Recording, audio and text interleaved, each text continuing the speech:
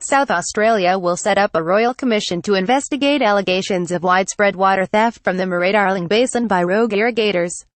The commission, to begin next year, comes after an independent review found irrigators in New South Wales, Queensland and Victoria are not complying with water usage rules under the Basin Plan.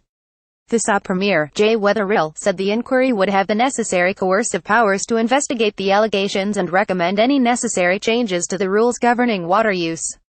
On Sunday, the Prime Minister, Malcolm Turnbull, hit back at the move, accusing Weatherill of picking a fight with the federal government and upstates by setting up the Royal Commission.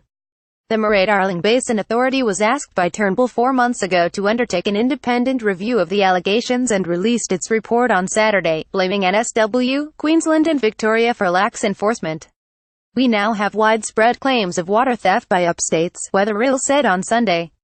"This scandal is so extensive, we need a rigorous, independent inquiry, with the coercive powers of a royal commission.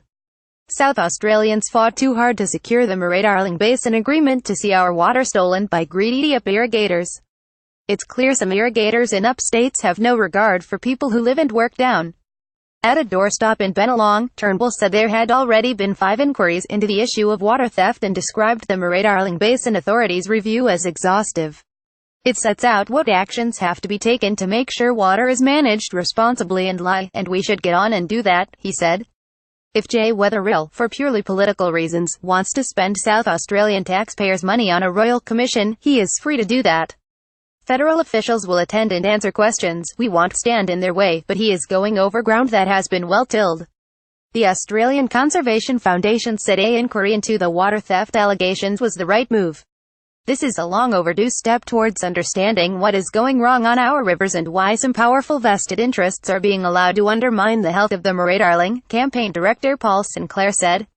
The review into the basin found NSW and Queensland regularly failed to make sure irrigators complied with the MurrayDarling Basin Plan and were not transparent about their failures. It also found issues with Victoria but believed SA was doing the best in terms of compliance and transparency. Turnbull accepted the review's recommendations, including making the Basin Authority more effective, getting states to toe the line and a no-meter, no-pump policy. The NSW government also acknowledged it had a lot to do to fix the state's water administration.